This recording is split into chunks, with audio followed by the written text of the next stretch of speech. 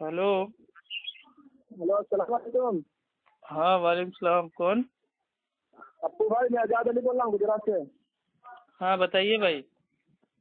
अरे वो मेरे में रिचार्ज खत्म हो गया था ना, मैं अपने दोस्त से फोन लगवाया हूँ। जी बताइए। तो एक मेरा दोस्त है, वो टेंशन में बहुत। हाँ, वो 4 इमाम से लेके अभी किसको माने किसको ना माने वही बात करने को इस्लाह के करते। तो वही लाइन पे उनसे बात करिए ना। बोलिए मनोहर भाई। हाँ भाई, अस्सलाम वालेकुम रहमतुल्लाह। हाँ, वालेकुम अस्सलाम वरहमतुल्लाहि वबरकातुहू। जी भाई, मनोहर कौन बोल बोल रहे रहे हैं? हैं। मनोहर नाम है मेरा। हाँ? मनोहर मनोहर नाम है मेरा, मनोहर। अच्छा, मुनव्वर। जी। जी बताइए मुनव्वर साहब। हाँ, मनोहर स्पीकिंग फ्रॉम बिहार। बिहार जी से जी। बोल हाँ बताइए भाई। एक बिहारी सब पे भारी, बताइए। ऐसा है नहीं। अगर ऐसा होता तब तो है कुछ मामले में है। अरे सब कहा मामले में नहीं जाता है। है एक बिहारी सब पे भारी। जैसे हम उत्तर प्रदेश के हैं तो उत्तर देने में बहुत ज्यादा आगे रहते हैं, क्योंकि हम उत्तर प्रदेश से हैं। मतलब हर बात का उत्तर हम दे देते हैं। नहीं, असल में वो उत्तर प्रदेश के बारे में जो आप बोल रहे हैं, असल में उसका तो ज्योग्राफिकल लिहाज से उसका नाम है उत्तर प्रदेश। नहीं, लोग यानी उसके कि ऊपर नॉर्थ मतलब सिटी। बना देते हैं ना अपना नारा। जैसे मतलब भाई जो बिहार है, हाँ अब वो क्या, वो एक मेरे पे हाँ राज्य का नाम है, लेकिन लोगों ने क्या बना हाँ दिया, एक बिहारी सब पे भारी। तो इसका माना ये हाँ थोड़ी ना ये है कि एक बिहारी चला जाएगा तो सारा भार उठा लेगा। हाँ माना ये है कि बिहारी मजबूत होते हैं, दिलेर हाँ होते हैं। मजबूत होते हैं। हाँ, लेकिन सब मामले में क्योंकि नहीं। जो मजदूर अधिकतर होते हैं ना बिहार के, तो बेचारे एकदम भाई वो मेहनत कश होते हैं, एकदम मतलब समझ लो भार उठाते हैं, तो इस मायने में कहा जाता है। खैर चलिए, ये तो हाँ ऐसे हंसी मजाक की बात थी। बताइए क्या मसला है? हाँ, ये पूछ रहे थे भाईजान के अभी यहाँ पे मेरी क्या बोलते हैं कि एक उलमा से बात हुई, आलिम से बात हुई मेरी। मैंने उनसे ये जानना चाहा कि ये रफ़ादैन के बारे में। तो उन्होंने बोला कि वो लोग गैर मुक़ल्लिदीन होते हैं। तो मैंने जानना चाहा कि ये गैर मुक़ल्लिदीन क्या होते हैं और मुक़ल्लिद क्या होते हैं। तो उन्होंने कहा कि जो हुजूर सल्लल्लाहु अलैहि वसल्लम को डायरेक्ट माने उसको, जो नहीं, जो चारों इमाम में से किसी एक की भी नहीं माने वो गैर मुक़ल्लिदीन होते हैं। तो हम उनसे बोले कि ठीक है, अच्छी बात है। हमारे लिए तो भाई आइडियल पर्सन हमारे नबी सल्लल्लाहु अलैहि वसल्लम, ना कि दूसरे तीसरे। तो हम उन्हीं की क्यों ना इत्तबा करें, क्योंकि कुरान में भी पढ़े हैं हम कि अल्लाह के और रसूल की इत्तबा करनी है। तो फिर इख्तियार कहाँ से आ गए? तो उन्होंने जब मेरे ये बोला कि ठीक है, आप उनको कैसे मान लेंगे, आप नबी के तरीके को कैसे मालूम चलेगा आपको? तो उन्होंने कहा कि चारों में से किसी एक को मानना ही पड़ेगा, उनके तरीके को चलना ही पड़ेगा। क्योंकि जब तक उनके बारे में नहीं जानेंगे तब तक वो जानेंगे, वो बतला रहे हैं हुजूर सल्लल्लाहु अलैहि वसल्लम के बारे में, क्योंकि वो देखे मतलब उनके तरीके को जानते हैं। डायरेक्ट हम नहीं जान सकते उनके तरीके को। यानी हुजूर सल्लल्लाहु अलैहि वसल्लम के तरीके को जानने के लिए इनके तरीके को तक चलना पड़ेगा। ये बोल रही थी इस तरह से। भाई देखिए, ये जो मामला है तकलीद का है, ठीक है। अब जो लोग मेरे भाई नमाज में करते हैं रफुलदैन, तो वो ये कहते हैं कि अगर आप इमाम शाफई की तकलीद कर रहे हैं, इमाम शाफई के मुकल्लिद हैं, और उसके बाद अगर उसके बाद आप करते हैं रफुलदैन नमाज में, तो करना जायज है। लेकिन अगर आप इसलिए करते हैं कि अल्लाह के नबी सल्लल्लाहु अलैहि वसल्लम करते थे नमाज में रफुलदैन, तमाम सहाबा करते थे, तो ये आप हो जाएंगे मतलब भाई वो क्या बोलते हैं, नहीं, इमामों को ना मानने वाले, और मतलब वो गुमराह हो जाएंगे, गैर मुकल्लिद हो जाएंगे, तकलीद से खारिज हो जाएंगे। और भाई देखिए, पहली चीज तो ये जो ये तकलीद है ना, ये दीन इस्लाम में बिल्कुल है ही नहीं। और जो ये कहते हैं ना 4 इमाम है, 4 में से एक की तकलीद करना वाजिब है, मानना ही मानना है, तो ये वाजिब किसने किया? अल्लाह ने किया या अल्लाह के नबी ने किया? कोई ने नहीं किया। हम लोगों ने किया। यहाँ तक कि जिस इमाम की ये लोग पैरवी करने की बात करते हैं ना, तकलीद करने की, उस इमाम ने खुद कहा था कि सही हदीस मेरा मजहब है। तो उनका मजहब जब सही हदीस है, तो तुम्हारा मजहब इमाम का कौल कैसे हो गया? ठीक है। और दूसरी चीज ये कि भाई ये सब जाहिल झपाट लोग हैं। ये लोग, पहली चीज तो ये लोग खुद हैं गैर मुकल्लिद।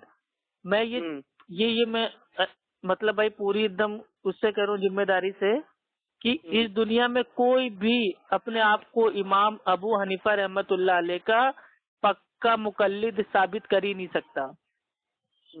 آپ سمجھے؟ کوئی مقلد نہیں، سب غیر مقلد ہیں. یہ اپنے آپ کو دھوکہ دیتے ہیں کہ ہم مقلد ہیں.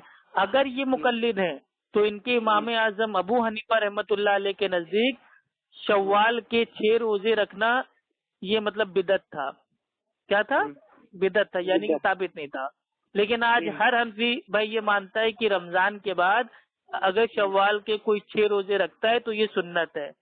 تو آج میرے بھائی حنفیوں مطلب جو نام نیاد حنفی اپنے آپ کو کہتے ہیں، انہوں نے اپنے امام کی بات کو لات مار دیا نا.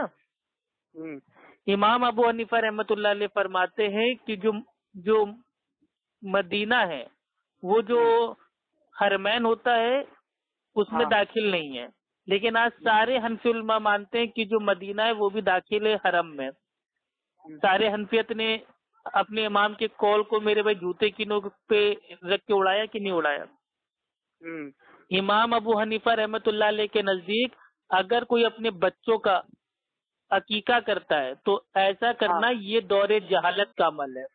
لیکن الحمدللہ آج سارے حنفی لوگ ان کے بعد جب بھی بچہ پیدا ہوتا ہے تو وہ 7ویں دن اس کا نام رکھتے ہیں، اس کا عقیقہ کرواتے ہیں اور عقیقے کرنے کو وہ دین مانتے ہیں.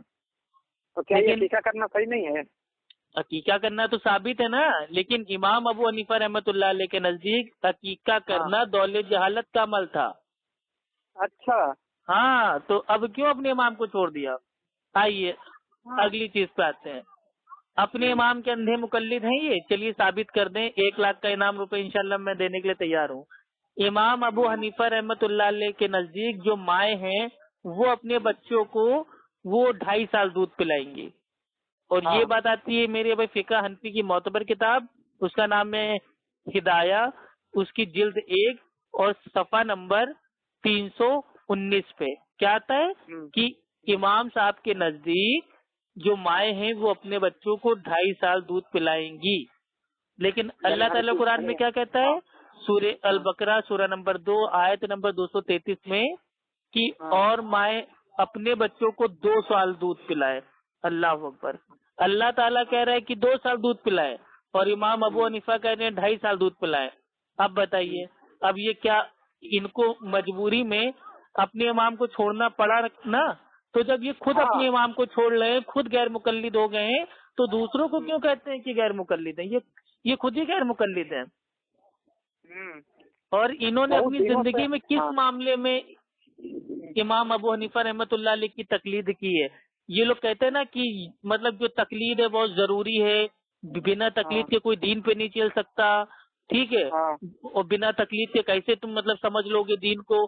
تو میرا سوال یہ ہے کہ کس حنفی مقلد کو بچپن سے جب سے وہ پیدا ہوا ہے تب سے میرے بھائی آج تک اس کو کون سے میرے بھائی اپنے دینی مسائل میں ایسی پریشانی پیش آئی ہے کہ اس کو قرآن اور اللہ کے نبی کے فرمان میں اس کو حل نہیں ملا اور اس کو مجبوری میں امام ابو حنیفہ رحمۃ اللہ علیہ کے تلوے چاٹنے پڑے اور اس میں اپنے امام کی تقلید کرنا پڑا؟ کوئی ایک مسئلہ ایسا بتا دے جو قرآن حدیث سے ثابت نہ ہو. بہت مزہ آ گیا نا، ایک دم دل خوش ہو گیا. اب سنیے، روزہ ابھی ماشاءاللہ بھائی وہ رمضان چل رہا ہے نا. ہاں الحمدللہ بھائی آپ بھی رکھتے ہو گے روزہ اور الحمدللہ ہم بھی روزے سے ہیں اس وقت الحمدللہ بھائی ہم نے رکھا ہے روزہ. اب اللہ نہ کرے میرے پاس کوئی مسئلہ پیش آ جاتا ہے کہ روزے کی حالت میں بھائی ہم کو کسی کو خون دینا ہے، تو اب ہم خون دے سکتے ہیں کہ نہیں؟ امام ابو حنیفہ رحمۃ اللہ علیہ کا فتویٰ کیا کوئی حنفی مقلد اپنی اماں کی کوکھ سے پیدا ہوا ہے جو بھائی وہ لا کے ثابت کر دے گا؟ کیونکہ ابو حنیفہ رحمۃ اللہ علیہ پیدا ہوئے تھے سن 80 ہجری میں، وفات آپ کی ہو گئی تھی 150 ہجری میں. اس زمانے میں جو انجیکشن ہے، سوئی ہے، اس کا آوشکار ہی نہیں ہوا تھا. تو اب انجیکشن کے معاملے میں فتویٰ اپنے امام کی قبر سے مانگنے جائیں گے کیا؟ اب بتائیے، ہو گئے نا غیر مقلد یہ لوگ. روزے کی حالت میں انجیکشن استعمال کرنے سے، لگوانے سے روزہ ٹوٹے گا کہ نہیں ٹوٹے گا؟ اس پہ امام ابو حنیفہ رحمۃ اللہ علیہ کا کون سا فتویٰ موجود ہے؟ بھائی پہلے امام صاحب देखिए इनका दावा क्या है कि इनकी फिका हनफी में क़यामत तक आने वाले तमाम मसले मसाइल का हल मौजूद है।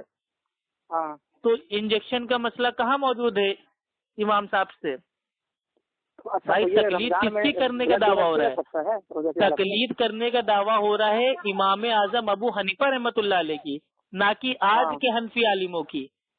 हम्म, आप बस समझे। अगर हम ये कह रहे हैं कि हम मोहम्मद रसूलुल्लाह सल्लल्लाहु अलैहि वसल्लम की उम्मती हैं, तो इसका माना ये रहेगा था क़यामत तक कि हम अल्लाह के नबी सल्लल्लाहु अलैहि वसल्लम के ही उम्मती हैं। अब इसका माना हाँ। ये नहीं हो जाएगा कि हम आज के आलिम के उम्मती हैं। उसी तरीके से अगर कोई मुकल्लिद कह रहा है कि हम इमाम आजम अबू हनीफा रहमतुल्लाह अलैह के मुकल्लिद हैं, तो ता क़यामत तक उसको इमाम आजम अबू हनीफा रहमतुल्लाह अलैह के ही हर मसाइल में फतवे पेश करना पड़ेगा, आज के दौर के आलिमों का नहीं। आप बस समझे। हाँ हाँ। तो तकलीद एक मेरे भाई तकलीफ है, इसका दीन इस्लाम से कोई लेना देना नहीं है। ये सब मेरे भाई जो मुकल्लिद होते हैं ये जाहिल होते हैं, इस पे अहले इल्म का इजमा है। इब्ने कय्यिम रहमतुल्लाह अलैह फरमाते हैं कि जो मुकल्लिद होता है वो आलिम नहीं होता बल्कि जाहिल होता है, और इस बात पर सबका इत्तेफाक है, यानी कि सबका इत्तेफाक सारे अहले इल्म इस बात पे जमा है कि जो मुकल्लिद होता है वो आलिम हो ही नहीं सकता, वो जाहिल है। तो मुकल्लिद जाहिल होता है। जी, जैसे यही बात है कि मेरे समझ में आई, इस वजह से मेरे दिल में परेशानी लगी कि भाई बरेलवी के बीच में जब थे तो हम असल में शुरू से बरेलवी ही घराने में पैदा हुए और अभी भी हैं मेरे घर में सब। भाई आप खुद सोचिए, अल्लाह ताला ने कुरान में कहा है कि जो नबी सल्लल्लाहु अलैहि वसल्लम है वो तुम्हारे लिए बेहतरीन नमूना है। हाँ, है ना? हमारे लिए वही है। हाँ। तो जब बेहतरीन नमूना मौजूद है तो अल्लाह ताला क्या ऐसा नमूना भेजेगा जिसके बारे में हमको कोई बाद में आके बताएगा? बाद वाले अपनी अकल से बताएंगे? मतलब अगर मतलब उनका ये माज़अल्लाह दावा है, ये उनका अकीदा हो गया है कि अगर इमाम अबू हनीफा रहमतुल्लाह अलैह ना आते तो क्या हम तक अल्लाह के नबी की मेरे भाई जो हदीसें पहुँचती ना।